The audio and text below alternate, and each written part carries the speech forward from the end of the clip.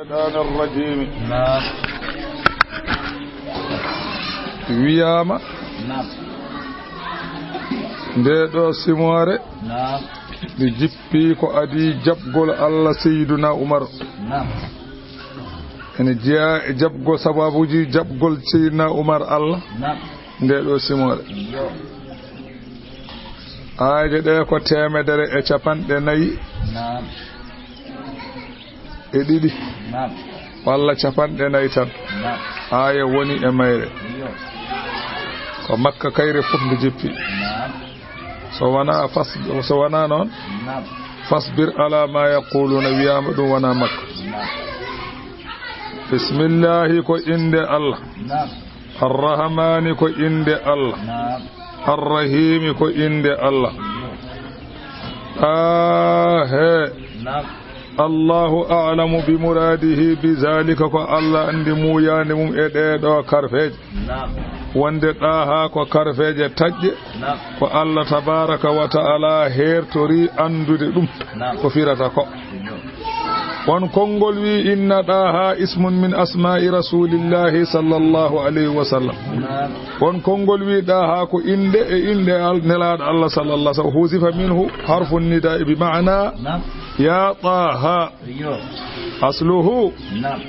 ay ɓe mbi ko fi'lu amrin نعم ko ɗa ha نعم ɗa ha نعم yaɓɓu koyɗe ma ɗe e leydi he نعم ɗa ha نعم ɗa a yaɓɓu ha e leydi he yaɓɓu koyɗe ma ɗe nde wonno rasulu sallallahu alayhi wa sallam نعم lamma kana yastaddu ala nafsihi fi tahajjudihi نعم so omo juulanno o walata ko julde ha weta haysu kana yaqumu ley نعم omo ummotono leyla kullahu jamma o poppo ummo ɗum نعم o juula نعم ko yaqifo ala ihderi jilayhi ha o darro نعم gotal e koyɗe makko wa yarihul ukhra o foftina gongal ngal نعم min shaddi ta'abi sabu sappude sattude tampere نعم fa amarahu Allahu bitakhfifi Allah wi o hoyfin نعم e ala nafsihi fa kana yusalli wa yanamu o watti julde waɗano نعم o yaqumu ala rijlayhi ma an o darro koyɗe ɗiɗi fof نعم ɗum woni ɗa'aha wonko ngol wi ko ɗum firtata نعم Allah wimo ma anzalna min jippinirani alayka e ma alqur'ana o a Muhammadu min jippinirani e ma qur'ana di tasqa pour ha tampa wana ɗum min gaddiri ala min gaddi he onon guste gulamu ɗi way wana onon kadam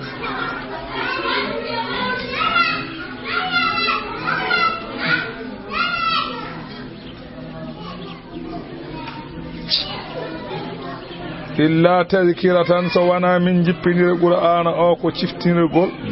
liman yakhsha wonande mo ene hula Allah tanzilan qur'ana ko jippogol mimman khalaqal arda ummarade tagdo leydi was samawati tagdo asaman al ula taw tagdo asaman tagi leydi mo ganduda al ula anen on wiyete taw on ko Allah sa andama ha joni arrahman kanko wiyete hinirante alal arsi koye dow danki makko istawa o fotodiri no haniri kanko andi lahu ene wodanimo ma fi samawati ko wone asamanuti wa ma fil ardi e ko woni leydi pop kanko jeyi wa ma baynahuma ko woni hakkunde asaman e leydi to bange tagoje kanko jeyi wa ma tahta sara e ko woni les leydi anani jeede ɓiri kanko andi ko woni to fa in tajahar Allah wi sa fennini bil qawli kongol sada duwo Allah haysa haali sesene nana sa wullani beta cikra Allah ko paho sa yidi kalda ses sabu innahu ya'lamul jahra wa anani wa ma yakhfa wana ha kanko Allah mo andi sako ko neddo fenyini o mo andi ko neddo suudi a faami woni ya'lamu sirra Allah ne andi ko suudi wa akhfa e ko suudi e der neddo Allah andi en andi ko cuudda kalduɗa sesa Allah ne andi Allah ne andi ko suudi e der ma ka anda an on noon sa yiɗi peññina sa yiɗi ñugoɗaɗe an ene nana Allah wona pa ma hadasat bihi nafs wa ma khadara o wi ko fittanu miijoto e ko fittanu jolata e ko jogori waɗoyde Allah ene andi ɗum noon taw ma khadara walam tuhaddis bihi e ko neddo o miiji taw haalani Allah na andi dum non fala tajhad nafsaka bil jahl wa tampinir hoore ma haalde dande do Allahu sa anda Allah la ilaha kando rewede e gonga ala illa huwa sawana kan فقال ابن عباس أسر ما أسره ابن آدم في نفسه سانني سر كوكو بدأ يهار ما أنتن عندي وأخفى ويكون سانني كسودي كما أخفى على ابن آدم كوكو سودي إنترنت مما هو فاعله كنت أو جبر قلويد وهو لا يعلمه تو أنه توبته أخفى كما بدأ إنترما a anda a jogorani andude ma waɗoy ɗum te an anda ala wala ɗum Allah wi kañum andi ɗum de jakkuɗam fiya hakki ko jogo yudde tawo anda ko ɗum wiyete akhfa koko neɗɗo gol koko neɗɗo suuɗe hoore mum sirru koko cuuɗɗa e hoore ma an tan andi akhfa non koko cuuɗɗa a anda te a anda a jogori aɗa jogori waɗoy ɗum te a anda Allah noon ne andi ɗum wa alimahu fima mada min zalika wa ma yastaqbilu ilmun wahidu wa jami'ul khalaiqi fi ilmihi ka nafsin wahidatin tagore nde pop to bange gandal Allah way kono neɗɗo gotal non andiri goto ni non andiri heddiɓe fof lahul asma'u amwadu mo inde capanɗe jeenayi e jeenayi al husna ɗe ganduɗa ko ngarɗuɗe wa hal ataka yeti ari ema hadisu Musa yewtere Musa idra a naran tuma nde o soynino jeygol fa qala o wiyani li ahlihi joom suudu makko o wiɓe umkuthu ñiɓe ɗo on saaha omo ummi nokkuni wiye Madyana omo fayi Misra o wi inni no min anastumi soynima naran jeygol jooɗoɗe laaɗuri Sina ko hakkunde Misra e Aylata ko ɗon hayre nde woni anani warada bi annahu anani ala yasaril mutawajjihi min Madyana ila Misra sa ummorima Madyana aɗa faati Misra o wiyama nde hettanma ko bange nano kama ho mushahadun no yirata ɗum woni Allah wi wanadaynahu min janibi ɗuril ayman anani ndeke wulida lahu waladun ndeke o debbo o jibini ɓinguel e nder lawol he fi zulmati leyl e niɓɓere jamma shatiyatin dabbude baridatin ɓumde wa kanat laylatul jumu'ati ñande hen ko jofde aljuma wa qad akhta ad-dariqa omo wofi lawol wa tafarraqat mashiyatuhu anani dey masalan dammiri mabɓe certi jeyi cari wala ma ko kanko tan e jeddiɗo o e maccuɗo mabɓe eɓe jogui dammiri e bamguel ndeke debbo ngarwi te kadi keɓe majjuɓe te ene ɓuuɓi eɓe debbo ngarwi keɓe majjuɓe te ene ɓuuɓi eywa ɓe ngala kadi ndiyam wa qad hin zandihi tawa kadi tasande masalan omo jogino tasande mawɓe ɓe mbiyata tasande ko hayre wonano kaaƴe ɗiɗi toƴƴodira ɗo jeygol yalta hen ɗum ɓe jogino joni noon ɓuuɓol ngol hankanti ari hayre nde e hoore mum ki yaltinde jeygol fa baynama huwa fi zalika kanko Musa omo wonirini idra a alaya an yasari ɗariqi haw yi bange nano lawol ngol tan to bange masalan hayre to o soyni ton ko wayno jeygol ni fa amara ahlahu bil muksi o yamiri yimɓe makko ɓe hono joom suudu makko o yo won ɗon li alla yattabi'uhu hade ndewde makko fima azama alayhi min az-zahabi ko felliti yaade ila an-nari fewde jeygol kama huwa al-mu'tadu hono no aadori andi sa tawi yehi e leeli tan jowi tan abboma o waɗiri noon o wi debbo o hoto abboma noon ko li alla yantaqilu ila mawdi'in akhara hade mabɓe ummade e patano ko goɗɗo e o so ari on saha o majji fa innahu sabu ko jogori jolde ko la yahturu bil bali ɗum jolata e ɓerde neɗɗo ƴettade hayre tan wiya ko Allah woni ɗo ɗum jolani e ɓerde makko on saha o yeytangu nokkoyde jeygol falamma wasala ila tilka an-nari allati absaraha nde o yetti fewde e jeygol ngol o soyninongol khadabahu Allah wa arsalahu ila fir'auna on saha Allah haalde makko nelimo e ngal ɗo gorat wa khallafa ahlahu fil mawdi'i alladhi tarakahum fihi o woppi ɗon rew debbo makko o e ɓinguel ngel e nokku ɗo woppunoɓe ɗon tan ɓe ngoni hatta marra bihim ra'in min ahli Madyana ha ɓe jooɗi ɗon nde o yehi nde Allah nelimo o ruttaki ɗon tan debbo o e ɓinguel ngel ngoni e bamguel ngel mbeyon kay carima ha masalan gaynako wuro Madyana ɓen birti ɗon debbo o fa arafahum o andiɓe fa hamalahum ila Shu'ayb ɓe nawtimo to annabi Shu'ayb fa makasu indahu hatta jawaza Musa bi bani Israila al-bahra ɓe ngoni to fodde duuɓi capan ha Musa ɓe gonti to fodde duuɓi capan sabu ko ma Fir'auna yooli Musa nde fuɗɗi yaade to fa ba'asa Su'aybu ila Musa bi Misra Musa Su'aybu neltirimo ɓiɗɗo o to Misra o artiri toon debbo kono ko fotde duuɓi capanɗe no ɓe ceerti fodde ɗum o wi inni no min anastu mi soynima naran jeygol la alliya beele jawmin min a aatikum mi addana on min ha e jeygol heebi qabasin ko wiyete doccata aw ajidu walla mi tawa alan naari e jeygol he hudanmo ene fewna falamma ata ha nde o yetti masalan jeygol ngol nuudi e o nodda ya Musa o wiya e heyma Musa inni no min ana rabbuka min komi joomi Allah wi wona jeygol woni ɗo min ko min woni Allah fakhla'na alayka paɗe maɗe ɓoftude tawadu lillahi sabu yankinanade Allah ɓoftu paɗe anani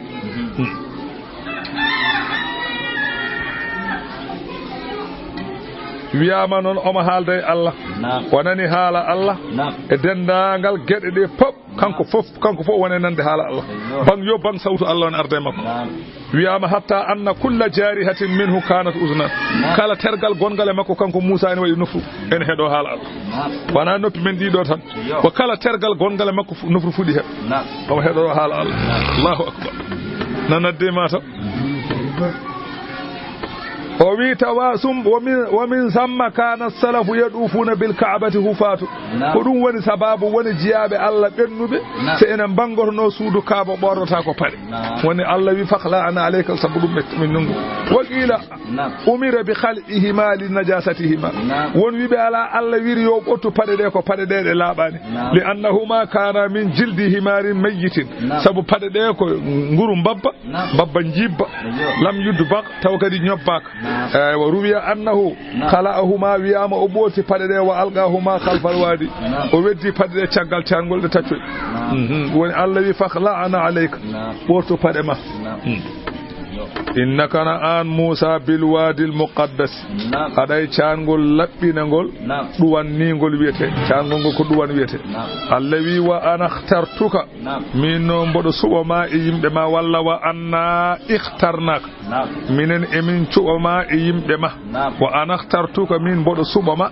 e wa e yimbe ma Allah wi wa walla wa anna ikhtarnaka walla minen emin cubo ma e yimbe ma fo jangin mun sella ene sella wiede no fastami idum non hedo lima yuha ko jogori wahayede fewde e mako on saha anni Musa re ara dubi capande ne innani min ana Allah minkum Allah la ilaha kan do rewede e gonga ala illa ana sawana min dum non fa'budni rewam wa aqimis salata nyibe julde li zikri sabu jangtade mi fiha e julde he sada jula mijo mi he to mijo ko wana min anani sokol ninir berne ma de wonno dendangal dewe Allah fo julde ne mofti ene mofti nder julde o wayno masalan o wi berne ma e demgal ma fof soklir sawana Allah ay hunde hoto mijo terbe fof dum tagino ko dendangal jogli diine fof julde buri dendangal jogli diine julde buri Allah wi inna sa'ata darga atiyatun Allah wi ko arata akadu bode debani ukhfiha fenyinde darga e yimbe sabu ballade dum sabu ballade darga bode debe fenyinde masalan darga Allah wi darga ardata ko li tujza bele yobe hen kullu nafsin kala fitanu bima tasa'a ko golluno e ko moji e ko golluno ko wordi wala yasuddannaka hoto firlite ana ha ga gongdinde Allah malla yu'minu biha mo jogarani gongdinde dum mo jogarani gongdinde o wi ana ha ga darga oto firlite ga gongdinde darga malla yu'minu biha mo jogarani gongdinde darga watta baarewi hawahu belade mum fatarda halki Allah wi mo kanko Musa Allah wi wa ma tilka holden hunde bi yaminika wonde nyaamo ma ya Musa an Musa hol ko wone nyaamo ma he kala kanko Musa o wi hiya asaya ko sawram ande fonno ko dejido na sabu du Allah namdi non o welni ko saw dum wiete idnab dum balaghiyan ko wiete idnab Allah wi mo ko ma tilka bi yaminika holko woni e nyaamo ma he o wi hiya asaya ko sawru am o fonno ko dejido hala namdo mo ko wadata wada kono on halani Allah namdaki mo o wi atawakka alaiha wa ahushu biha ala gharami wariya fiha ma'aribul ukhra idnab ko namda ko dum ha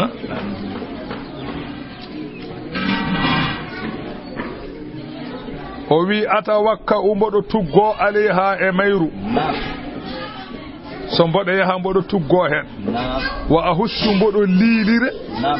liilire biha e mayru mboɗo liilire hen ko wiyete cinde ala ganami e dammiram so tawi mi yi cinde kadi mboɗo fiya eywa jooro kadi woni liiloɗo wona liiloɗo wali fiha wana wodani kadi e sawri he ma'aribu hajuji ukhra goɗɗi ko wayno mboɗo waɗa hen hudu suram mboɗo wakko mboɗo masalan riddira barode wa ma asbaha e ko nande ɗum fof mboɗo waɗa hen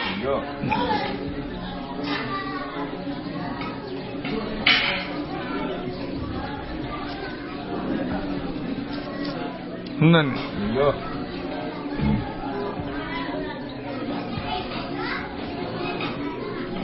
sa yi noon o jumliɗo hen andi o wi ko atawakka u alayha mboɗo dimbinira ɗum cinde wata mboɗo tuggoro wa hussu biha ala ganami eywa o fonno ko jokkude kay hankande haɗo felliti haalde kono noon o wi o waliya fiha ma'aribu ukhra mboɗo jogui hen haajuji goɗɗi e o hersu Allah gadi wiyama sawru ndu noon ko leɗɗe aljanna baba adama telludino e sawru he annabi shuaibu noon ronti sawru ndu falamma zawwajahu ibnatahu amaraha nde Allah yamiri annabi shuaibu yo tottumo ɓi yo tottu Musa ɓimu annabi Musa resi ɓi annabi shuaibu eywo o yamiri debbo o yo rokkuma sawru pour o duñira ɗum masalan anene dey so yi baroɗo riddira walla kadi o forli dammiri makko de wonno dendagal cabbi annabaɓe fof meɗɗo nelede cabbi mum ko annabi shuaibu mofti jungo debbo o noon yani masalan e sawru baba adama ɗum o nangi ɗum Musa annabi shuaibu ne andi ala poɗɗo handude hen so wona kam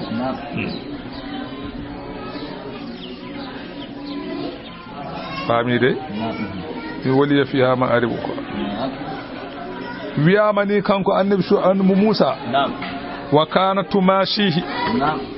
omo yaada sawru ndu wiyamani yaada e makko so ɓe jalti wuro ngo omo anduno ɗum so darni sawru hondo sawdomo ɓe gona yaade ɓe jewta hoto haddisu o wona yewtide sawru gel de kam andi sawru ndu wona ɓoltu mbimi somo yahanno sawru ndu ena sawdomo ɓe gona yewtidde tumashihi woto haddisu ha sawru ndu yaadane makko wona yewtidde makko wa kanat ɗum woni o wi waliya fiha ma'arib ukhra ay o deƴƴita kono noon endi wadde makko o haalani ɗum yani ko yadribu bihi al-arda hen saaji so ɗomɗi o ƴetta sawru ndu o fiya e leydi fa yakhruju lahu ma ya'kuluhu yawmuhu sawru ndu yaltinanamo kala ko omo ñaama e ñalawma hen sawru ndu yaltinan wa yarkazuha aywa fa yakhruju al-ma hen saaji kadi o ƴetta ndu o fiya ndiyam o fiya e leydi o yuwade e leydi tan kadi ndiyam yalta eyyi noon no heewi wadde fa idha rafa'a dhahaba al-ma'u so itti sawru ndu tan ndiyam ɗam yahat wa kanat idha staha samaratun so tawi o yiɗi kadi ɓesnoje tan rakazaha fataghsunu ghusnayni wiyama so sokri ƴakkude tamaroje tan o heewi ko ƴettude o ñiɓande leydi so ñiɓita ɗo waɗa cate ɗiɗi cate ɗe tamaroje jalta hen o ƴakka tamaroje so gayno yalawol makko wa awra qata ɗum waɗa berrefi wa asmaran ɗon e ɗon wa kanan sabi ataha wiyama gite mayru kayru sawru ndu e gite ɗe taddi ari billeyli kassiraji wiyama so jammari ene jalba jammano comme lampani wa ida zahara lahu aduwwun kana tuharibuhu so wodi say bine fiyamo kanko Musa tan sawru darto wona walludemo haɓede e ɗum noon wodi fiha ma aribu kha ɗum firta fama ɗum haajuji ɗum wiɗi ko ɗiɗo haajuji omo ñaama so haali ɗum juutata hakkude makko e Allah o hersi noon haalde ɗum ɗo fof limtude ɗum ɗo fof kono noon ɗum ɗo fof ene sawru he fama ɗum nani Allahu akbar قال ألغي وألقها ود سورندو فألقى موسى فألقاها ودين فإذا هي نك يو سور حية كم بدي موندي تشعوان دي إنيها أيوة موسى وين كل سيرندي وانو دم كم دم ماذا وانتو تجونغ مكودو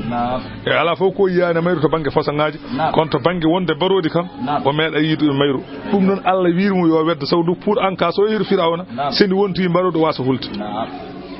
فاهمي دي هو المعنى ala allawi mo khudha nangu sawrundu wala takhafurul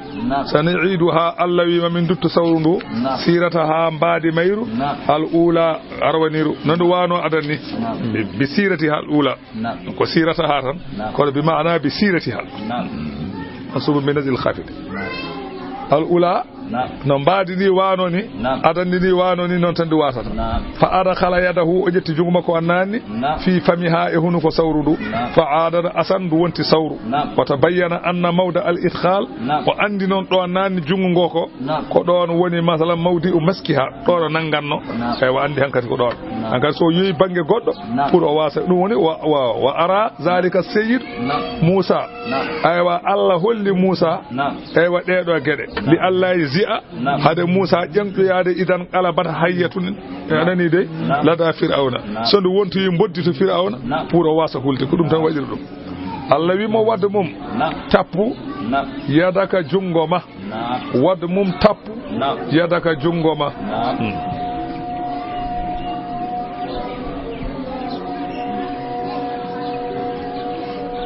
anani فلما قال له خذها لف كم المدرعة على يده onde Allah wi mo nangu sawrundu o ƴetti tekkere o waɗe jungo makko kanko Musa o fiildi hen ɗum o fiili hen jungo makko kanko Musa de o fiili hen fa amara Allah an yaksifa yadahu Allah wi ittu jungo ngo فقال اللوي أرأيت لو أذن الله لها أن أكانت المدرعة تغني عنك شيئا ستوي اللوي مو سمي يمري سورندو يو ينما بل تكر ندم كو واي نفتم قال موسى يوم لا ولكني ضعيف من الضعف من نونكم لور tan koy loobe jeyami aywa min duufi khuliktu tagami koy lore o saha o itti jungo ngo kanko Musa o jetti jungo annane hunu ko boddi ndi wonti sawru tuggi ayide na Allah wadi Allahu akbar wadde mum yadaka tappu jungo ma nyamo ngo maana newre nde nanna dum ila janahika fewde les wibjo ma nanongo enen bieta masalan nafki bangen nanongo nanna ton jungo ngo jaltinango takhruju ngo wattinde ngo yalta aywa bayda akongo rena wo min ghairi su'in tawana nyaw wana bonande wana baras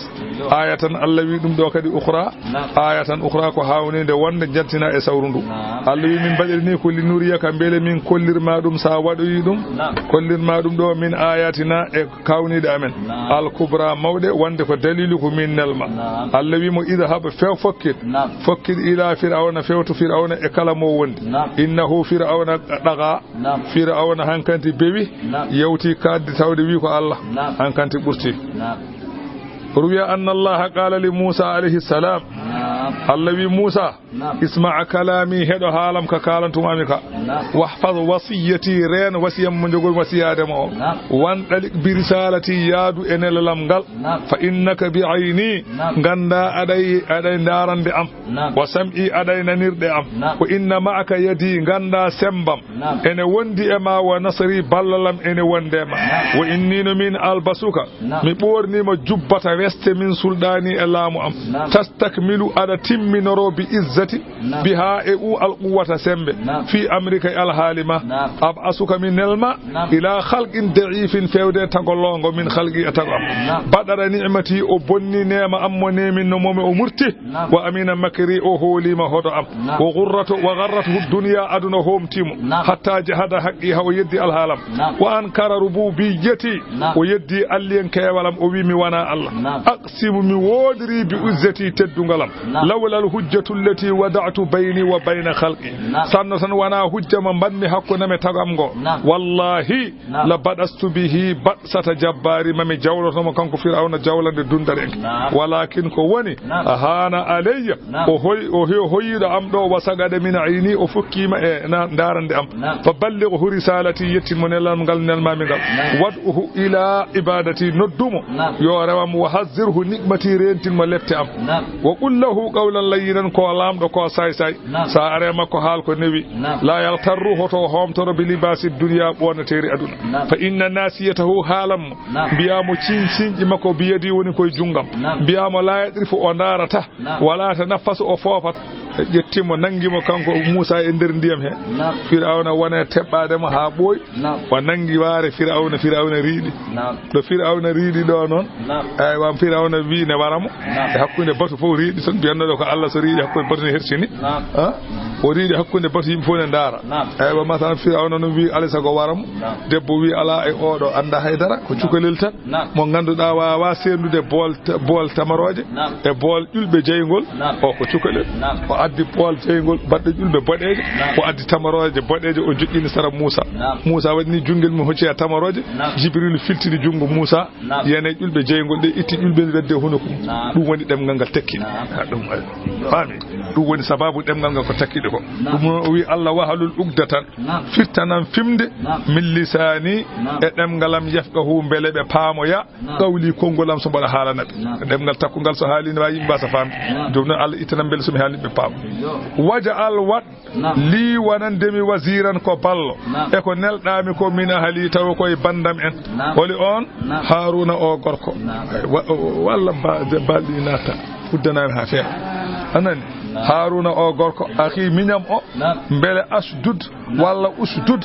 mi tinoro bihi e makko azri kecam wa ashriku hurendinmo fi amri enelalam gal kaynu sabbihaka mbele min tubihin ma kasiran ko heewi wa nadhkuraka mbele min jangto ma kasiran ko heewi innaka an Allah kunta alati mabina amen basiran ka ndaro ka gandudo nemi ni min anelal ada andi ala ko majjuda qala Allah wi makadu utita arokkama su'ulaka nyaagude ma ya Musa wala gar ko gonga kay mananna min dokkino alayka ma marratan lawul ukhra gongol lawol il awhayna ilayka tumani min bahi fewde ma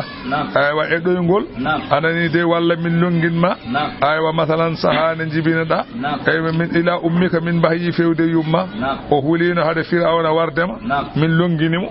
ma yuha ko wahyete e alhalima min longinimo ko wahyete e alhalima anani holko min bimo ani zifihi o do gorko weddomo fittabuti e kees sa weddimamo mo kees fakzi fihi weddo kees o fil yammi e tewru mayo sa weddimamo mo tewru mayo fal yulqihi yo weddomo al yammu mi yamiri tewru ndune yo weddomo bisahide to fongo mbele yakhudhu nango yamo aduwun gañoli wanandemi wa aduwun gañolahu wanandemo gañam ko o nango yamo Allah ne haltana Musa ko wadanno dum cukako den kalino jonjode Allah ne limo Fir'auna ko dum non ko Allah ne haltana mo dum do ko ikhbar ko benni wa alqaitu allawi mi weddima so be jaggima mi weddima alayka ma mahabbatan yidde minni ummaradam lituhibba minan nas bele gona jidado yimbe fa ahabbaka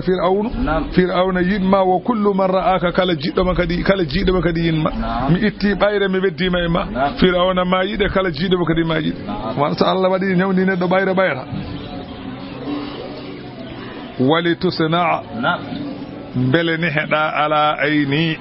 en den ka am izi tamshi ukhtuka tumande yehi bade debbo ne wiye Maryama wana Maryama yumum Isa non ko Maryama mi ko mawni ko ne wiye Maryama on don li tata arrafa khabaruka bela andino khabaruma wa qad ahdaru maradi'a ebe gaddi muyninobe ha heewi wa anta la taqbalu sadi wahidatin minha ada sali en di gota e mabbe hay gota jabani en fataqulu bane debbo o wone wiide hal adullukum on garata mi tindina on ala man yakfuluhu mo enene hamo anani dey mo enene hamo e wanandemo fajaat be bi addoy o addoy yummu Musa o totti mo endu o jabi Allah wi don faraja anaka min dutuma ila ummika fewde yumma kay taqarra bele buuba aynu ha gite makko e yitu demande wala hazara bele o wasa sunade on saha waqatal ta ciftora kadi awarino nafsan fitandu cunida Allah wi fa najjaynaka min nanduma min al-ghammi sunnu wa fatannaka Allah wi min pinninino ma futunan pinninale kewde min min boccin ma hen falabista sinina anyibina duubi sappo fi ahli madyana to godo wuro humma jiita garda ala qadrin e gandalam e yontudemi e gandalam andude wonde a yonti nelede dañƴa duubi capande de ya Musa wastana'tuka mi subima mamali nafsi wonande horam ida habya anta an wa akhuka e minya o pewe to yimbe to nawe bi ayati kawni dam jeenay wala tan ya hota cafte fi zikri jangtademi ida haba pokkite jehe ila fir'auna fewde ngal do goral innahu fir'auna non daga o bewi anani dey o nodditima alliyanka faqula lahu so on jehi kala nemo qawlan kongol layyinan newigol so tawi anani la allahu belejo kanko yata zakaru omo wacco aw yakhsha walla omo hula Allah son jehi kale ko newi bela omo wacco walla o hula Allah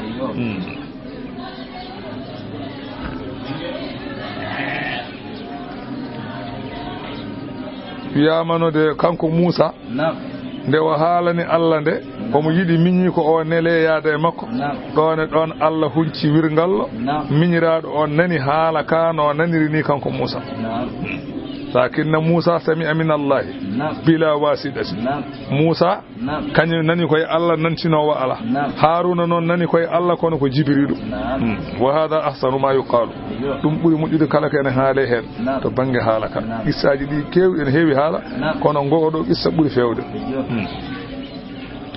قال أبي ربنا جومي أمن إننا نمن نخاف أمن كل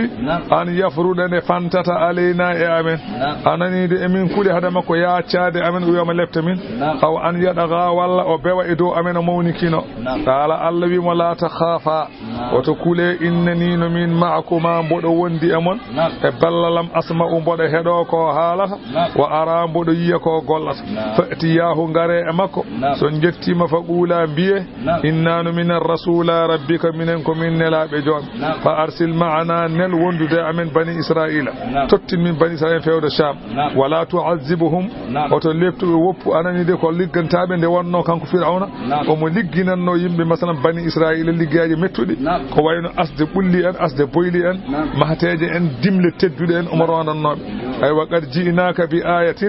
من قدني ما أنا ندي هاونين من ربك أمرا دي جوم يقوم تقول نلانgal min nelangal wassalamu kisal non ala man ittaba al huda woni e dewdo pewal innanu minen qad uhiya ilayna fama an fir'auna minen de wahaya may amen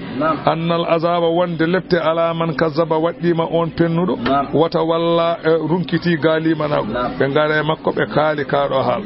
gala fir'auna wibe fa man rabbukuma hol jomon ya Musa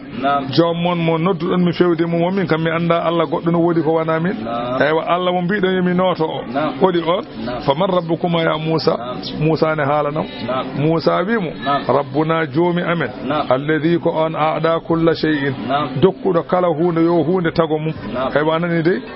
khalqahu tago mum dokkudo kala hunde tago mum humma hada o fewni muyante won anani de fewde e kene nyaama neddo fo e jawdi fof goten fo ne nyaama ene yara ene resa ka Allah baddo non o wite Allah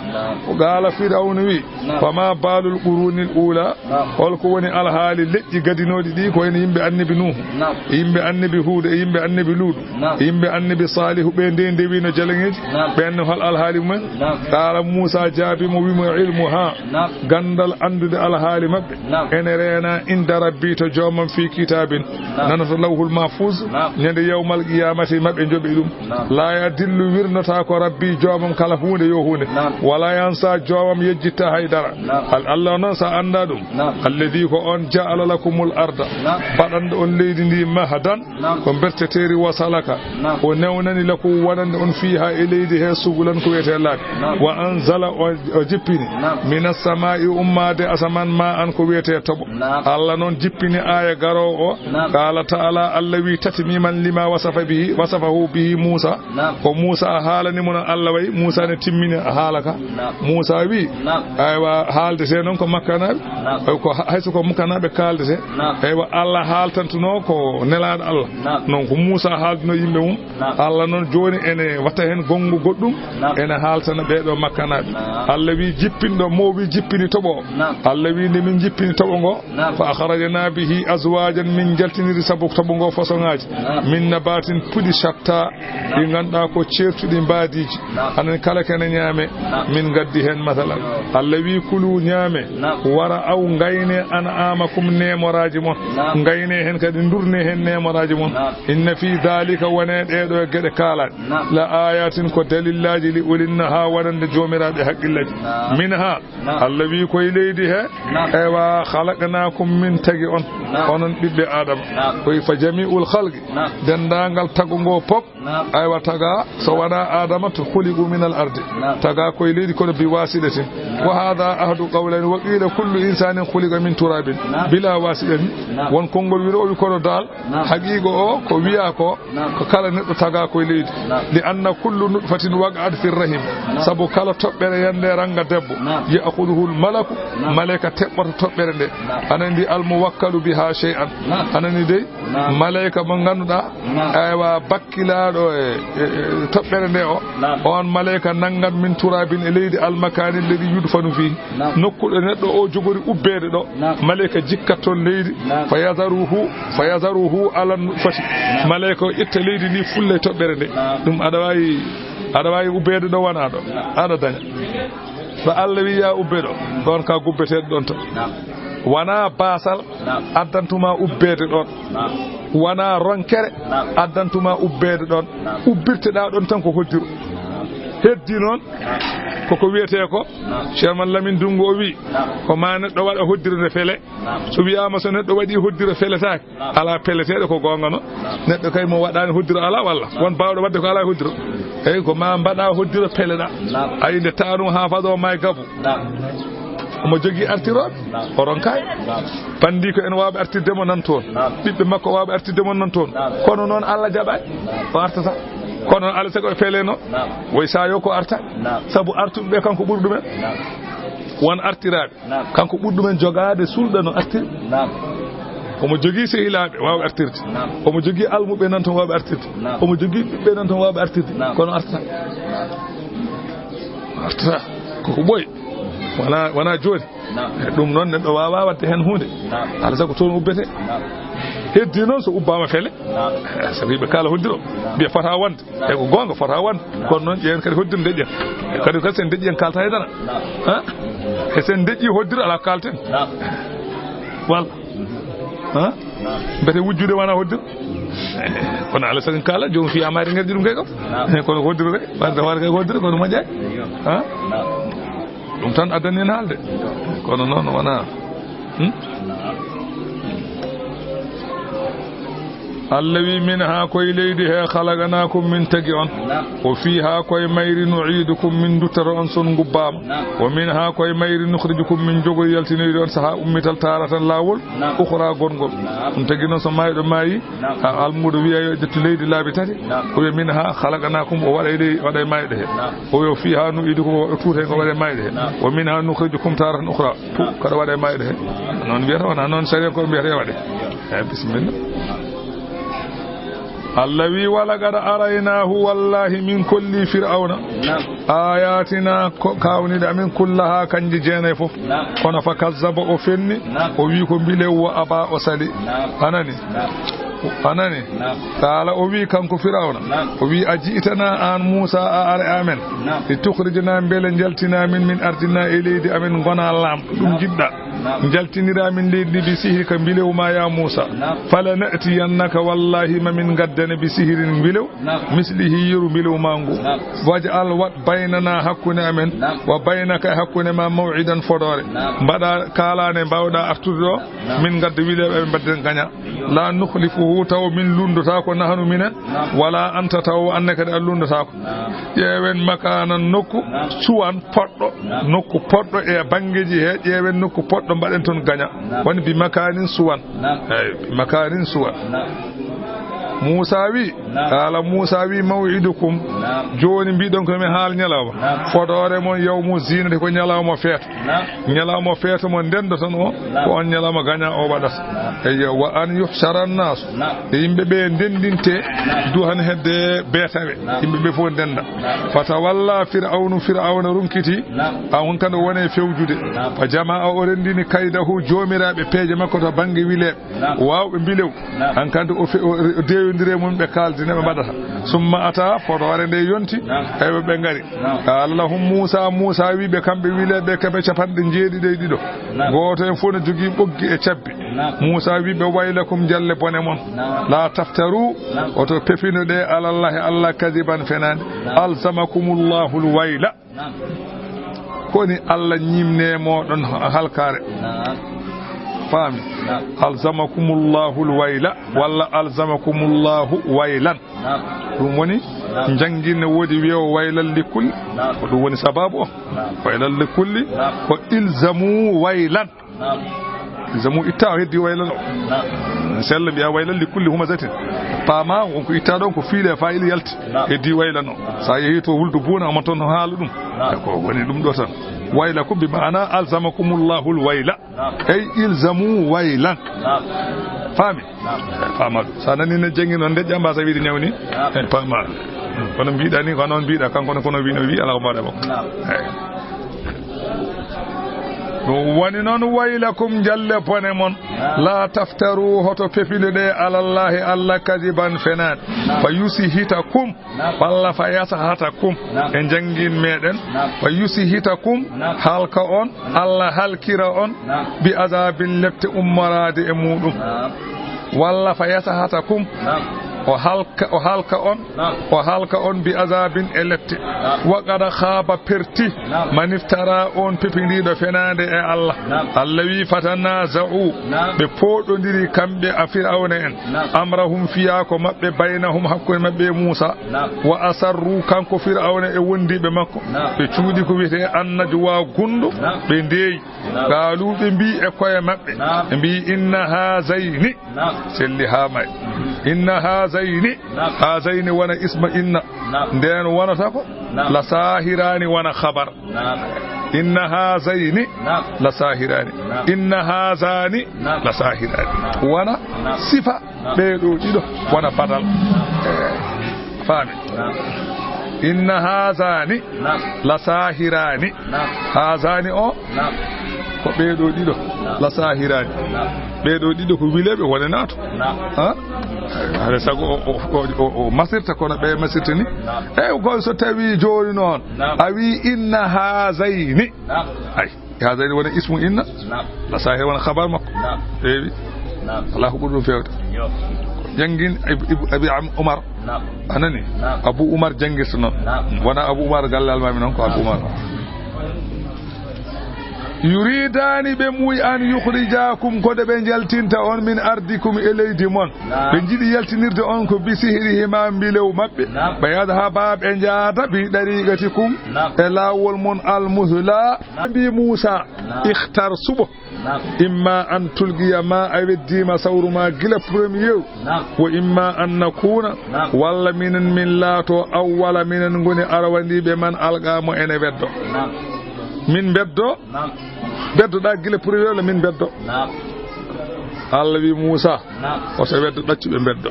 nde wonno so Musa weddima ɓe mbawata weddade nden doole Musa ɗe gandetake sabu so Musa weddima kam fof ɓe dogata doole Musa ɗe gandetake ɓuuri welde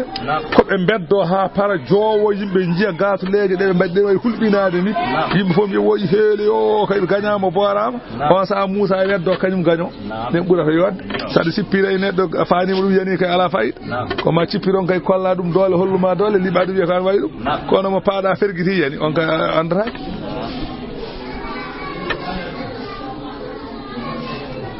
ala Musa wi bal ɗaccu alɓo beddo ɗe fa alqaw ɓe beddi fa ida ndeka yo hibaluhum ɓoggi maɓɓe ɗi wo isijihum e cabbi maɓɓe ɗi yo khayyalu ilayhi ene gamna ɗo Musa ɗo min sihirihim ɓe mbilew maɓɓe ngu ene amna ɗon ɗo Musa ɗo annaha ɗum ɗon ko bolle tasaɗe ene jara deedi Musa sono to ɓoggi ɗi ɗe jaaha o sikkata ko bolle tawana yo khayyal ko khayyal no comme film cinéma bana ko balal tan balal njiya puccini ndog njiya hankandi ɓe ne jima ga ɓe ne ngama ga kono ko balal tan woni ɗon de sa ummima tan a suusi memde tan de ko balal memata so haqqille ma tan ari e memde balal ngal ma taw ko balal haydara ko balal tan woni ɗon ma sa ƴeewi télé tan télé joni wana sa soynima jikkata ko ene woɗɗi jiya avion ngaji ndiwane juuro kono ko télé ngel tan de woni ɗo a memi tan de ko weere woni ɗo goɗɗum ala kankone fi mbiɗewno ko noon tan way a yiyan mbaroɗi ene diwna kono ko mbaroɗi tan sa wakkille ma nangi tan ko mbaroɗi ɓoggol wonata ko ɓoggol tan won ɗon ko caysayago ngu ko guite ɗe ɓe liggoto ko guite ma ɗe jiyata mbaroɗi ko nana mbaroɗi so haqqille ma ari tan e nangude ɓoggol ngol tan ko ɓoggol wontata goɗɗum ala kono 10 000 joni ñengoto waɗanma ɗo 10 000 tan jiya ko 10 000 de nani kono sa heeɓi tan a heeɓe jungo ma sa rungtima hamo tak kayit wona 10 000 sirro yehi tan gasi fa awjasa Musa su'i fi nafsihi hoore mum khifatan fa awjasa Musa khifatan fi nafsihi Musa su'i e nder hoore mum kulol Musa wayno kulɗen Musa noon wona mbilew ngu o huli koko Allah koɓe mbaɗi ɗo ko kawniɗe Allah hade jiɓade yimɓeɓe jiya ɗum cikka koye gonga ɓe goni mbasa gonɗinde Allah ɗum woni Musa huli qulna Allah wi min Musa la takhaforun innaka an antal a'la an woni pol wa alqi weddo ma fi yaminika ko wone nyamama sa weddima talqaf toɗɗo ma sana'u keɓe golli ko keɓe mbaɗi ko fof moɗa ɗum haalaɓe sabu innama sana'u ay koɓe mbaɗi ko kaydu sahirin ko peeje wileɓe tan wona hay hunde wala yuflihu sahiru sabu bilejo maletake hayso ata kala ɗo arde bilew Musa weddi sawru ndu toɗɗi dendagal keɓe mbanno ko fo haalaki sawru ndu toɗɗi on saha nde Musa sawru ndu toɗɗi fa ulqiya saharatu wileɓe beddi bilew mumen sa sujjadan ene cujjani Allah tabaraka wa ta'ala imanan billahi wa kufran bi fir'aun di cujji ɗon e ɗon eɗi gongɗini Allah eɗi jeddi fir'auna e ko wona ɗum fof wa hada min ghara'ibi qudratillahi ɗum ɗo koye kawnide hattan Allah hayso alqaw hibalahum wa ism bil kufri wal juhudi jonjoni beddima cabbi mabɓe ɓoggi mabɓe sabu yeddude Allah e sabu wonde hefere summa alqaw ru'usahum ba'da sa'atin lishukri wa sujudi caggal ɗum ɗon e ɗon fodde ertan ɓe beddi koye mabɓe leydi sabu mantude Allah e sujjande Allah fa ma a'zamul farqu bayna al ilqa'ini ala ko ɓuri mawnude e ceernol hakkunde ɗeɗo beddande ɗiɗi wiyama noon lam yarfa ru'usahum min as-sujudi hatta ra'awul jannata wan nar ɓe ciwtani koye mabɓe e cujjugol he haɓe coyni jeygol ɓe coyni nanno baali ɗi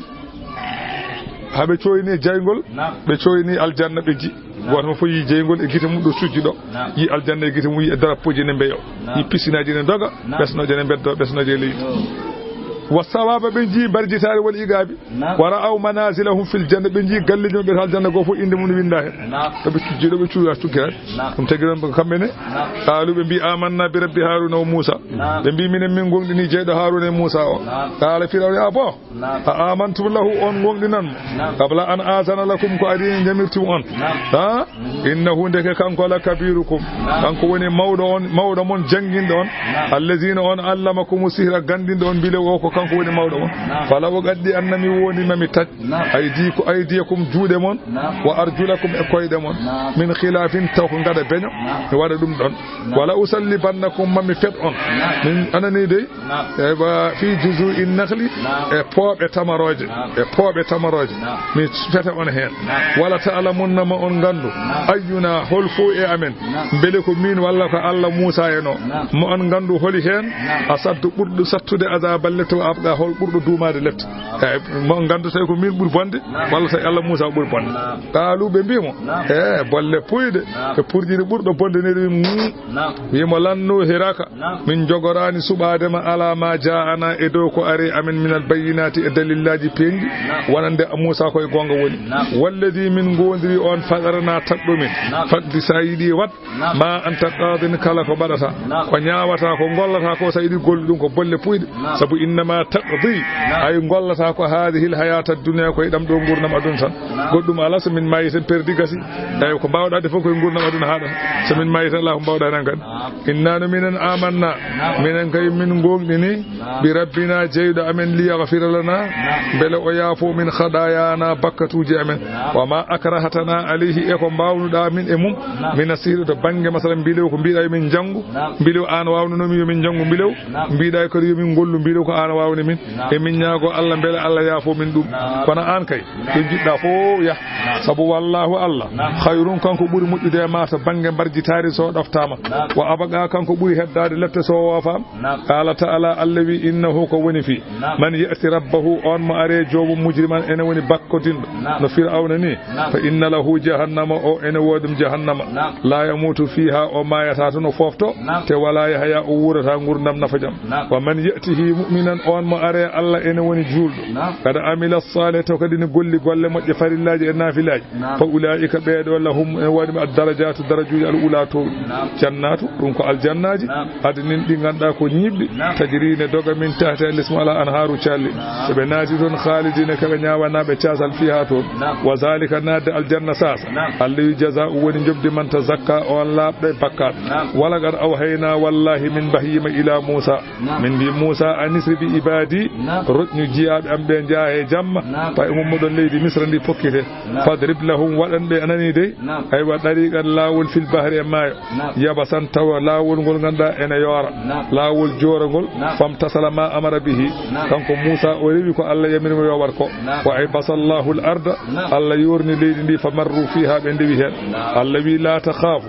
an musa ahulata darakan hebtede fir'auna hebtade ma wi annanguma ala ahulata dum la takhafu darakan wala takhsha ahulata yolat fa atba'ahum fir'auna rewne mabbe fir'auna rewne mabbe bi junudihi walla fa atba'ahum rewe mabbe fir'auna bi junudihi wonde konujum fir'auna e konujum dewe mabbe fa ghashiyahum hippi fir'auna min al-yammi e tewru mayango ma ghashiyahum ko hippibe ko yolibe ko ko adalla fir'auna non majjini qawmahu yimbe mum wa ma hada fir'auna kay fewnaji fal awaga ahum fi hilaki ko yandini be koy halkare anani sabu yu ko ma ahadikum illa sabila rasul ko wana gonga ya bani israila e hewul bibbe yaquba qad anjaynakum wallahi min dandi on min adubikum e ganyamon fir'auna wa awa adnakum min podondiri e mon janibat duri to bange masalan hayre de al aymana bange nyamo hayre de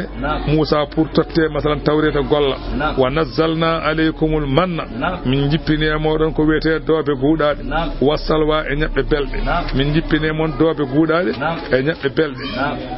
haalde seedo non haaltante dum do Allah be Musa be ni wana ko nelaad Allah ko yahudi yankobe hawruno be nelaad Allah be Allah haaltanta ko wadduno e koleji mabbe be ngandum kulu Allah wi be nyaame min tayyibati e gede dagir ma razaqnakum ko min garziginno on wala tadagaw fihi oton bewe hen horo jedde neema Allah fa yahilla alaykum jippo e mon ghadabi tikiram wa man yahlil alayhi kalamu jippi e mum ghadabi tikiram faqad hawa on kam fukki may jeygol ko innina min la ghaffarun min woni jafato liman taba wanande on duttido e kefiru wa amana gongini Allah wa amila salihan golli golle modde summa hatada fewi on kay anani wa ma ajalaka holko yaccinma an qawmika gayimbe ma ada jabba tawreta ya Musa an Musa kala o wi hum kambe ulai woni beedo e bendo waddani ala asari koy ciagalam be ngoni e bena ngara anani de Musa de Allah noddi Musa mu Allah wi Musa hor balde capande tati saftoradu jamma e nyalawma ngara bodo tottuma tawreta Musa hori balde capantati de timmi balde sappo dewde hen de ko addi dum ko Musa soccade Musa anyi hunuko kono wayni socci malaikaji di bi no gonirno da ni buri urde e ko coccida ko Allah wi mo tawde a soccima hor balde sappo dum woni sappo taski hawri balde capande nayi Allah wi mo cuɓada e yimbe ma capande jeedido ngardon ben ngara tubande rewnobe ngaari be Musa non hankanti ardibe non heñi yetti Allah do yetti Allah Allah wi ma ajalaka an gawmika ya Musa holko yaacinma ga yimbe ma be ga an Musa holko ana heñi hatta be ngara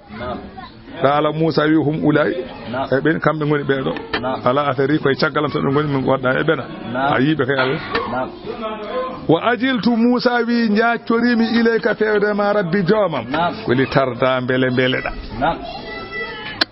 dala taala Allah wi fa inna no minen qad uhiya walla qad fatanna qawmaka Allah wi Musa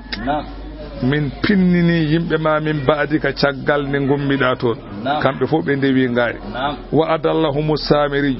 o do gorko bietedo Musa bun Zafar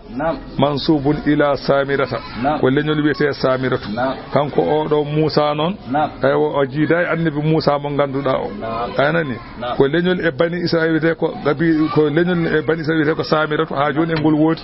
e bere mabbe wiyama kanko ko nafigi ko Jibril non nenomo aywa Fir'auna hankani natani kirsudi cukolon yummiraado o jibini mo non ko deeda yummiraado o faymo e gaska wali mo don tan ko wayna naddeni wayna caangel ni tan yehi Jibril non Allah neli dum e makko yo ya muyninamo o Jibril ene muyninamo fedeeli mum tati di en fedeelu wotru yaltina kosam fedeelu wondu yaltina nebam wondu yaltina njumri dum o muynira kanko o do Musa nafigi o don non o Musa non ko addani be rewde ngaari dum woni wa adallahu samiri o do jeyaado e gol do leñol majjini be faraja Musa rutti ila qaumihi fewde yimbe mum gadabana ko tikkudo asifan ko cattudo sunno qala o wiya qaumi e yimbe am alam ya'idukum bele fodanano on rabbukum jomon wa'adan fodore hasanan mojjere wande Allah wiino ene totta on deftere tawret ha bele dum ben yonani on holko ndewan ton ngaari Allah bonni mon puuy anani wiyama ne Musa ummiti to Allah sami asiyaha onani kaacari wadda jija onani dille wa kanu yarqusuna be ngone amde hawla al-ijli sarangari fa qala lis-sab'ina alladhina kanu ma'ahu wa capande jeedudo be wondunobe o wi hada sautul fitnati o sautu monan mi gurel men to o sautu ko sautu fitina wana sautu jam o halika halano o be afadala alaykumul ahad bele juut e modon masalan ahadi bayral bele mi wayru on ha burti ko dum adano waade ni ko jami ko boy am aratum walla muydon ko an ya hillane waddoto alaykum mon ghadabut tikkere min rabbikum ummarade jomon e rewde ngaari ndi fa akhlaftum lundi don maw'idi fodoram goppudon mbadon fadde hami arta qalu be bimo ma akhlafna min lundaki maw'idaka fodore ma bi malkina e hattan amen wana minen belade walakinna hummilna baccu minen min dondama awzaran bakkat min zinatil qawmi e cuudari yimbe be andi en de jeheten nyalteten misra nyandet eden jahaaden doga bone Fir'auna en lubinoma bani Israil en kangiji ha heewi lubi en aywa pour eden gonduno e jambaw andi ben lubino koreji Fir'auna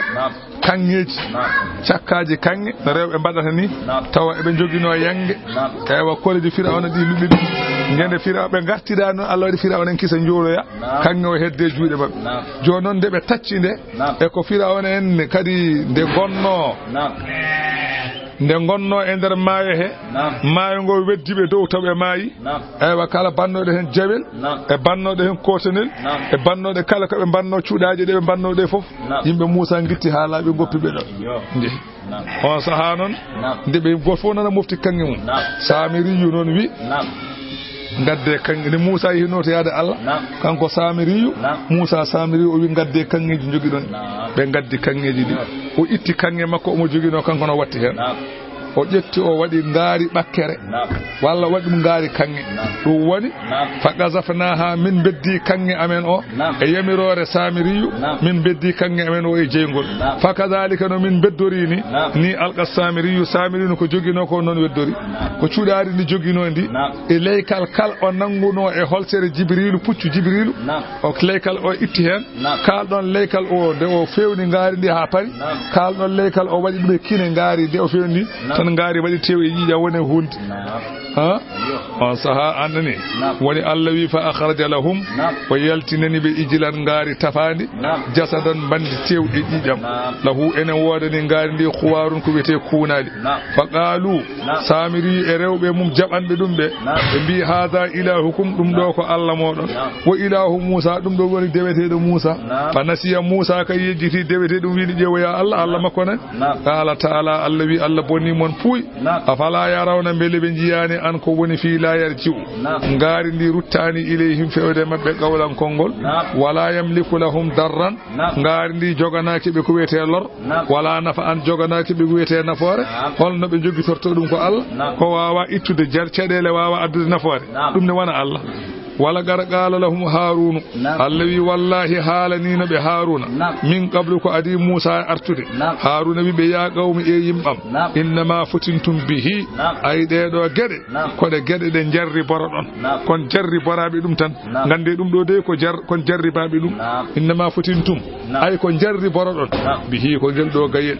fa inna rabbakum gande jommon arrahmanu ko Allah ɗum noon fattabi'uni ndewe e am e rewde Allah wa adi'u amri ɗofte ɗe alhaalam e rewde Allah qaalu ɓe jaabi Haruna ɓe mbima lan nabraha min ceerata alayhi dow ngaari ndi akifina e min ñiiɓa e min ɗufno hatta yarje ilayna Musa min goppata rewde ndi ɗo ngaari ha Musa arta qala Musa nde arti nde wiya Haruna e hey ma Harun ma mana aka anne ko hanma idra aytahum tumene jiiɗaɓe dallu eɓe majji ko hanma Allah tattabi'ani a rewata e am ko hanma rewde am ko hanma an la tattabi'ani ni ndewa anani bi maana an tattabi'ani ndewa e am ko hanma ndewa e am nde jiiɗa eɓe ndewa e ngaari nde ko hanma rewde am afa asayta amri a woofat yamiroram e ñibdude e rewɓe ko wona Allah qala Haruna wiɓe yabna umma o wi ɓi nenam yabna umma ɓi nenam walla yabna ummi e ɓi nenam la ta'khudh bi lihiyati oto nangu waram nde wonno Musa nangiri haare nde ko jungo nano nangiri hoore nde ko jungo mum ñaamo wala bi ra'siya oto nangi hooram nde andi Musa nangu waare makko kanko Haruna fooɗi ƴetti jungo fayo hoore he jaggi sukundu cikki fooɗi e makko e tikki o wi inni no min khashitu mboɗo hulno somi rewi e ma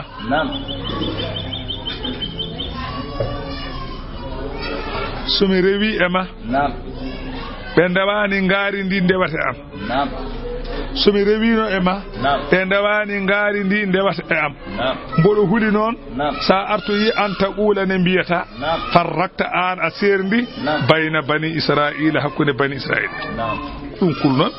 somi yeehi wodanma ɓe rewɓe am ɓe saliɓe rewde ngaari ɓe ndewata am joni mbiya min serdiɓe ɗum kulnomi saabu tikkanami walam tar ɓuɓ a fandanta ko gawli kongolam e ɗum ɗon Musa decci qala Musa wi fama khatbuka annene hol alhalima ya Samiri anne ko woni ko mbaɗirɗa ni qala kanko o wi basurtumi hollama malam yabsuru bihi keɓe kollaka e mum keɓe jiyani ko mi andinama keɓe ganda faqabadtu minnene tammi qabdatan tamande min asari e leydi masalan batte hoolgo puccu ar rasuli Jibril Allah nde wonno ene muy nannudemo jeygol kanko Samiri Allah weddi e ɓernde makko andindemo kala puccu Musa ɗo yaɓɓi kalɗon leykal kala ɗo fulla haalat Allah longini mo ɗum beele mo anda ɗum o andi ɗum kila ko cukalel o mofti leykal kal kal majjani nde wonno Allah ne yiɗi nandudemo jeygol Allah sago andinamo andi Allah si yiɗi nandudemo jeygol o fewjanta ha feewa ko mbaɗɗa fof feewa mi wadda ko feewa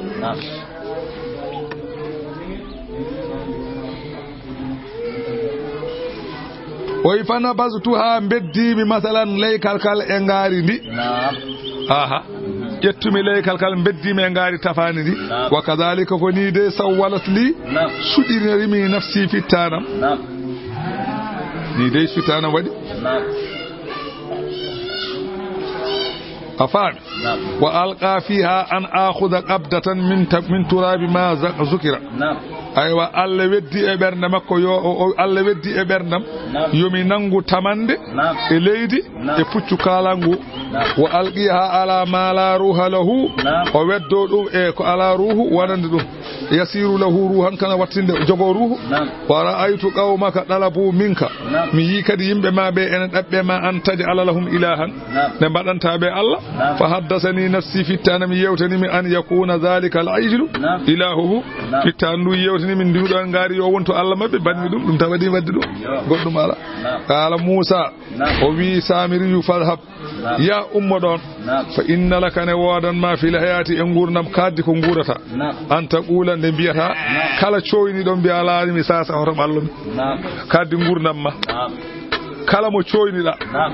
biya dum hoto ballumi koy hoto ballumi so wadi non yata mayte a ballata ko hay goto ballata ko ayata mayte Allah Musa bi mi wade ma kuddi kala mo coynida aduna ene fayama be to hoto balle sabu sa mimi dum mayat so mimi mayat gandu so mimi mayat mimi dum mayat dogara ha woni non mi wade ma ene wodam ma e gurdam ma anta qulani biyata kala coyni dom biya dum laami sasa ora memam de ora ballumi laami sasa fakara yahimu fil bariyati wiyamo e hada koy ladde kanko odo masalan Samiriyu ko ida massa ahadan so mimi neddo aw massahu ahadun walla so wodi memdo wo humma jami'an so mimi neddo maya so neddo mimi maya non dogar wala Allah yi wa inna laka nawadan ma an Samiriyu maw'idan fodore e lettedema lan tukhlafahu ajogorani lundade den fodore ajogorani wirnade ka ummitintedo wanzur ndar jew hada ma yaade jew ila ilahika fewde allama alladhina on zaltama battinnoda alayhi mum akifan ada dufni adalawa lanu harriqannahu mami duppu moy jeygol summa lanan sifannahu min jaromo fil yammi e tewru ndiyam nasfan e jaragol ay jawgi ngel nanungel ay sa naningel alji marwan nanungel ƴeewa e lewon ɗo ngel sorata ƴeew so waɗa bangi hirnange ɗo ngel sora kamɓarami wa innama ilahukum ay deweteɗo mon allahu ko Allah alladhina on wiyama caggal ndew hirti ngaari ndi ha pari o duppindi o ƴarinde nder maayo geej o wi innama ilahukum ay deweteɗo mon allahu ko Allah alladhina on la ilaha kando rewede e gonga ala illa huwa sawana kanyum tan wasi'a Allah o yaajani kulla shay'in kala hunde yo hunde ilman gandal kala hunde yo hunde Allah ne andi Allah ala ko majji anani kadhalika ni de onon mi nelad Allah Allah wi na min kayama odo qissa ni na qussu alayka min qissarantuma min anba'i khabaruji ma qad sabaka ko adino to bangeli wa qad ataynaka min dokkima min ladunna ummara daga amen zikran qur'ana man a'rada anhu kana mo durni qur'ana sadi gongninde fa innahu on kam yahmilu rondo yawmal qiyamati nyalawma danga wisran ko wete bakkar khalidina fihi kebe sasobe lette de walla bakkar o wa sa'alahum bonani be yawmal qiyamati nyalawma danga himlan ko wete dongal yawma yunfakhu fi suri nyalawma Allah ndu wutta wa nahsurul mujrimina min dendini heferebe be yawma idir on saha zurqan gisde enen goni korode yatakhafatuna ebe cuudodira baynahum hakuna mabbe ebe biya illa bisum onon kay on medani nyibde aduna illa asran so wana balde sappo e jammaji mum be gona e haalde kan don haal Allah wi nahnu minen a'lamu minen buri andude bima yaquluna kebe jogori haaloyde aha wana no be bini de Allah wi wana non iz yaqulu isabu yaqulu ene wiya dum kadi amsaluhum yeruji mabbe tariqatan lawol gongol be ne biyanno in labisum on nyibani illa yawman so wana nyalama goto ben ko non biyata kanyumen wa yasalunaka kambe hefere e be namdo ma kambe makkanabe holko be namdorto ma sabu mo woni kinari e jalkitgol e be bima anil jibali kaaje ɗe holno gonirta so darga darima ɗeɗo kaaje ɗe mbiɗa darga ma dara ɗe kaaje so darga darima no wayata ɗeɗe mbayata Allah wimo an Muhammadu faqul wiɓe yansifuha rabbi jomam ne ƴaro ɗeɗo kaaje nasfan e ƴaragol ayno ceenal weɗortoni noon ɗeɗo kaaje beɗorto Allah wi fa yazaruha Allah wi rani dey hennundu ɓacca leydi liiqa an ene werti safsafan ene fotodiri la tara fiha ayyata e leydi he iwajan ko wiyete nat wala am tan wona tulde ala nadde ala Allah wi yawma idin nyalawma mo ɗeɗo kaaje ƴara ñande hen yattabi'una kamɓe yimɓe ɓe seɓe gummima e goble maɓɓe ɓe ndewat adda iya noddowo am holi on Israfilu wiya halummu ila ardirrahman ngare notde Allah anani Allah wi la iwaja lahu oñogol alanamo ñande hen ala ɗeɓe mbawi oñade ala ɗeɓe mbawi rewde ñande hen so wona Allah wa khasa'atil aswat Allah wi deƴa sawtuji pop deƴana lirrahmani wonande hinirante Allah tabaraka wa taala hay goto dillata toon goto fof ko cuk hay goto haalata ñande hen fala tasma'u ananata illa hamsan so wona saɓango koye no koyɗe jaɓɓirte leydi ni ɗum tan nanata kono a yaɓɓi kam a gañi kam ala ko caɓali koyɗe tan nanata Allah wi yawma idin ñande hen la tanfa'u safa'atu nafata tefore hay goto illa man azina lahu rrahman so wonamo Allah wi yo tef on tan yo tefane on tan tefore nafata walla tefana wa radiya lahu tawa Allah ene welanano ɗum tawlan ko wiyete kongol Allah ene welano de o wi la ilaha illa Allah ma'a adilatiha wonde kawtol mu aɗa kawtol de kawtol ko ɓoggol joni saɗa saña ɗum wona ko ni hen ko gotel wona mbaɗano ɗiɗi ni wiyete hawtade kawtol woni la ilaha illa Allah e wa masalan hawtorte ko Muhammadur Rasulullah woni wonde de kawtol mum والمعنى من مات على الإسلام فقد رضي الله قوله كلام ما يدو يكون أنني دي لا إله إلا الله إن وين الله ولا ما كونغول مم وأذن له الله يمر أن يشفع في غيره وتفن قدم وانا كنك وأن يشفع غيره فيه وتفن قدم وانا يعلم الله إن وعندي ما بين أيديهم كوني ياسم بيجر الآخر وما خلفهم إكو بمنو شغل تأدون الله وين عندي كون ولا يشيدون كم بكم piltota ko bihi Allah elman gandal be ganda wa anatil wujuhu allawi yankinano jeese nyande hen lil hayyi wonande gurdo mo mayata alqayyumu nyibdo alqayyumi mo ganda ko nyibdo on non ko Allah wa gar khaba nyande hen perti man hamala on donduda zulman ko wete kefir wa man ya'mal on mo golli anani de min as-salihati e gede dewe Allah ko huwa mu'minun de o gollande ko juldo wonno fala yakhafu on kay hulata zulman ko wete toñange wadde bakkar on hulata ɓeydanede bakkar wala hatman o hulata kadi toñede ustanede masalan baraji wa kadhalika ni dey Allah wi anzalnahu anani de min jippiniri qur'ana o min badimo qur'anan ko qur'ana arabiyyan e demgal arab wa sarrafna min pirli fihi e der qur'ana min alwa'idi e cappoje la allahum belejo kambe hefere yattaquna be den to kefir aw yuhdisu walla qur'ana yewtan lahu wonande be zikran jangtowol walla fuddana be jangtowol haalana be halkaabe adinobe be tesko fata'ala Allah tinima Allah to wi mawni al maliku mo ganda ko lamdo al haqqu tabiddu e ko be kala wala ta'jal bil qur'ani oto yaccu sadai say qur'ana ne jange oto yaccu to wiide ada refta hen ada rokka daade an ne laada Allah hoto dum tampine so jibril ne janganamo Allah wi mo hoto yaccu anani hatta yaqra'uhu alayka ha jibril jangan ma dum de wonno jibril kana ya'ti lin nabi bil qur'ani ko jibril addantuno ne laada Allah qur'ana fayulabisu jismahu anani de jibandu du fo jillondira wa anani wayadahu fi qalbihi Allah ƴetta qur'ana o wada e berne makko fa yuridu nabiyya ta'ajjula ne laado yida heñaade wonnudo bihi e haalde qur'ana fa amara Allah yandega bihi Allah wi hoto tampino hoore ma rokkude daade hatta yagra'uhu jibril bil lisani alayhi zahiran ha jibril haala e dow kedoda so gasi Allah wi la tuharrik bihi lisanaka li ta'jala bihi inna alayna jam'ahu wa qur'anahu fa idha qara'na قرآنه فاتبع قرآنه ثم إن علينا بيانه والحكمة سانام دام في تلقى رسول الله صلى الله عليه وسلم جبريل ظاهرا عند جبريل نلاد الله دديدum to dow nelaado Allah Jibrilu janginu kono to leskoy ko nelaado ande Qur'ana ko anda feccere fecciru nde wonno Qur'ana o ittato ton to nelaado Allah ko kanyum won ton ko Muhammadur Rasulullah woni ton ewa Qur'ana o tellina e leydi addana dum Muhammad ibn Abdullah Rasulillah Muhammadur Rasulillah to Qur'ana o wonno nde ittato nde tellina e Muhammadu ibn Abdullah Rasulillah tellina e odo man ala ko majji Qur'an itta ko e makko adda ko e makko dum tagi kanko tadi Jibril do ko Jibrilu o wi ko woni sababu ha Jibril way non o mo jangina en jangirten enen أنه يكون سنة متبعة بلن وانا سنة دويتين لأمتي وانا دلين المكو فهم مأمورون بالتلقي من أفواه المشايخ أي دلين المكو ويامي رابي وانجنغو يكونوا لسيرم كون ساباوي جوكي سابلام كما قال من ركضاد أرواي كون نون بيلا يا جنغو جاچون سير دم تنويرانا أنني دي وانو ولا يفله من أخذ العلم بالقرآن من الصدور دي وانو ملتاك yettudo gandal tan jangi tan ni tawala janginde dum walla masalan jangi Qur'ana e tableau tan taw ko ni tan ala janginde dum on malatake balit talaqi lahu sirrun akhara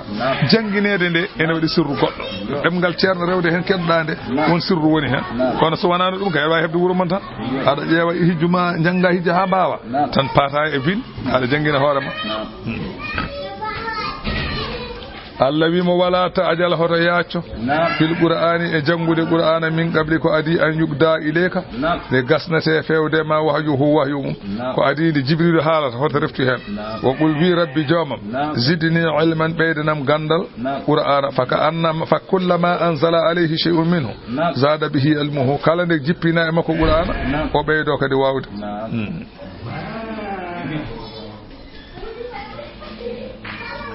أناني ومن هنا أناني أمر المشايخ المريدين دم تجي سيرم موب ركو بيردوجي به إبن جمينا بتلاوة القرآن والتعبد به rewrude Allah Qur'ana ba'da kamalihim caggal hankanti be badi zikruji ha berde de laabi be batti wiede naftete Qur'ana jangete Qur'ana wa nazafati qulubi caggal berde de laabi wa ma damu lam yakmalu ya'murunahum bil mujahadati biz zikri don be berde de cuwa labde to be jamirte ko be zikrat Allah be jangor salatul fatiha la ilaha illallah ha berde de laaba li takhallusi qulubiha berde laab wal hikmatu fi dhalika anna al ghaflata fi dhikri akhaffu minha fil Qur'ani de wonno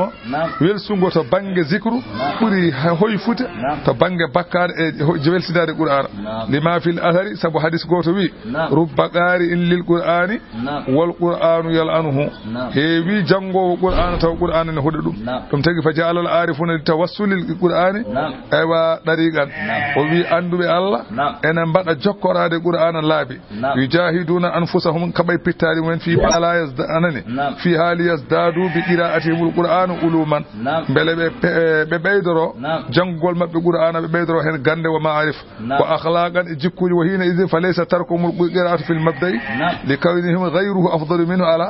o wi addanani be woppude Qur'ana to premieru wonde Qur'ana wonko buri dum ala ko buri Qur'ana sanani e be biya almudus jaggi wirdu yo wona wirdude ko fuur ha bernde de laaba ha fittandu laaba seydan natta jogade gedal awan saha jangu Qur'ana kono Qur'ana ala ko buri dum yanzafu anfusahum lil qira'ati pour pital ilaba aywa bele be bawa jangude Qur'an wala gada ahidna wallahi min basima min basinoma anani de ila adama fewde adama min qablu ko adinde o nyaamata lekkiki min kalni hodo nyam lekki fa nasiya wopi ahdi amen walam najiz lahu min danyanani mu azman ko wete pellital wasde wadhkur jangto iz qulna lil malaikati tumana min biyani malaikaji usjudu cujjane li adama fasajadu be cujjili illa iblis sawana o on don nan kam sujjali anani aba iblis sali fa qulna min biya adamu inna hadha odo aduwwul laka ko ganyama ane wali zawji ko ganyo jom suduma fala yukhrijannakuma hoto be jaltino on hoto yaltino on onon dido min aljanna fatasda tampa an tampa holko woni tampere ma tampira remde wazar e awde wal hasad e sonje wadda hani e yerwade wal khubz e defde ko wana dum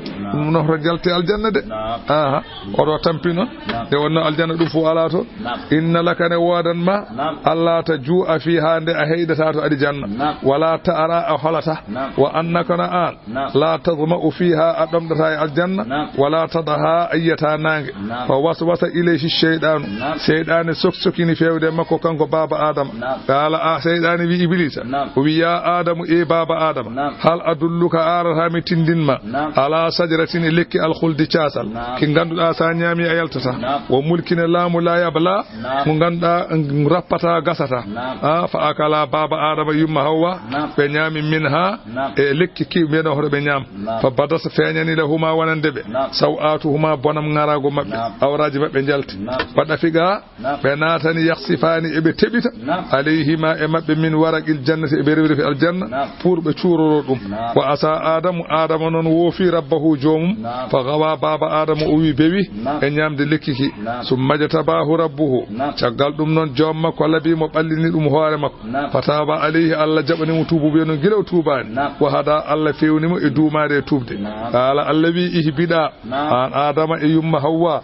jippode e kala ko mufti e mun yo jippo minha e aljanna jami'an pop ba'dukum yoga mon anon ko jogori yaltude mon li ba'din wonande yoga adu won ko anyondirobe be ma ton beedo be tonya beedo fa imma tiyannakum so tawi aroye modon minni ummarade am hudan pewal fa man ittaba hudaya kala dewdo pewalam hono qur'an fala yadillu on majjata e aduna wala sada malkistake to lakhara wa man a'rada on mo durni an zikri ga qur'anam sali gonginde fa inna lahu ina woden on ma'ishatan ngura kan ganduda bankan bittuka ma o danton ngura bittuka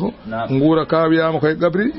bittamo ton wa nahsuruhu min dendina mo yawmal qiyamati aywa a'ama ko gumdo qala o wiya rabbi jomam lima hasartani holko gummintirdami a'ama bodo wumi wa gado kuntumi latinoma basiran bodi yanno e aduna joni non mi ummi gummiti min di kadi bodi yanno joni kadi mi wuma qala allah wima aha kazalika ni atarka arino ayatuna ayaji amen fanasita ha goppuda ayaji de celida masalan aywa gollude ko wiya e majje ko celida dum ha min wa kadhalika an hande wa kadhalika konon aywa alani de al yawma hande tunsa anne goppeda e jeygol he jejjiteda annene non jejjitirnoda qur'ana oni non jejjitirtoda hande e gol do jeygol afami don de ay anani Allah wi heewi be min totti qur'ana jejjiti qur'ana o Allah wi mo kadhalika al yawma wana jejjidde non rende barde wana dum ala wana jejjidde rende barde o wi dum wana dum وبي سبو أودو آية سلطة الاستدلال بهذه الآية دل نراد أودو آية قال دا إن الدنبياء أتتك آياتنا فنسيتها من دكينا ما قرآن أمن ججدنا أن وكذلك اليوم تنساك أن ججدنا جينغول على سلطة يريدنا على أن من حفظ القرآن دين دو قرآن ثم نسيه يجت القرآن يحشر يوم القيامة أعمى على كوي لأنه أمر اختلف فيه العلماء أودو آية أندو به إن لوريهن فمذهب مالك رضي الله عنه وبه حفظ الزائد أما تصح به الصلاة عن القرآن مستحب أكيد ابتداء ودواما أيوة المام مالك أبي تشغل سيموري فاتحة رن واود فاتحة رن سيموري كو بيدي هن كو en yidata en yida wawde dum sa wawi fate simor tan hanni don yoni jangu ya diine jangu ya na salli gorte no lawtorte janab ko ɓuri ɗon ko noon rende ha ɓarano bafafaten ni ɗum ko ene yiɗa te kadi ene tengti kadi yiɗede ibtida an noon waddawa man ñande ndenɗa ha maya taw ɓaɗani kanko alma mariu fa nisyanuhu makruhun ndeke wadde feere ɓorna nde ɗum ne añata fama ɗum wa madhabu shafi'i imam shafi'i noon wona noon wi on wi nisyanu kullu harfin minhu kabiratu o wi kala har feere nde ndennoɗa e qur'ana mbaɗɗa feere ɓori ganda jogui bakkar mawɗo tukfalu bi tawbati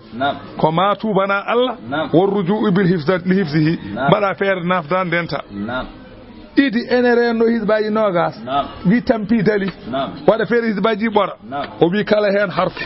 bakkar mawɗo nan ɗon ma o tubana Allah pama ɗum ala ka sa jiɗi ɓuran fof nden noon gande sirat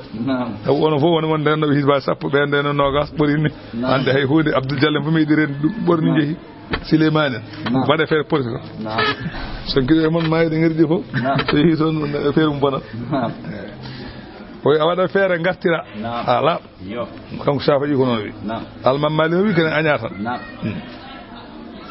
on kam ɓuuri ɓuɓde seeɗa wa kadhalika ni dey no neɗɗo o ruudnori qur'ana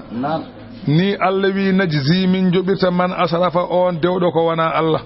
walam yumin tawa gonɗinani bi ayati rabbihi e kawnide joomum wala adabul akhirah ay lefte lakhira asaddu ɓuuri sattude e lefte aduna ko abaga ɓuuri duumade Allah wi afalam yahdi lahum bele feñanani ɓe kamɓe hefereɓe makko kam ahlakna heewi ko min kalkuno qablahum ko adiɓe minal quruni leƴƴi yamsuna kamɓe makkanaɓe eɓe jaaha fi masakiniɓe koɗorɗe mumen eɓe jaaha ɓe jaɓɓa koɗorɗe mumen inna fi dhalika wone ɗum ɗo la ayatin ko teskuya li ulinnu ha wonande jomiraɓe haqqillaji Allah wi walawla kalimatun sannatan wana konngol sabagata gadinongol min rabbika ummorade joome wondema o nen lefte ha lakhara lakana ma latoton halkare nde li zaman ene ñibde mabɓe aduna he wa ajalun ko lajal musamman innagam fasbir muñ ala ma yaquluna keɓe kalas wa sabbihi julbi hamdi rabbika e yettode joome qabla dulu ishamsi ko adinde nangue fudata jul subaka wa qabla ghurubiha ko adinde nangue mutan juula takusan wa min al-layli huude e jamma juul kadi fasabbihi woni juul futuro e geeje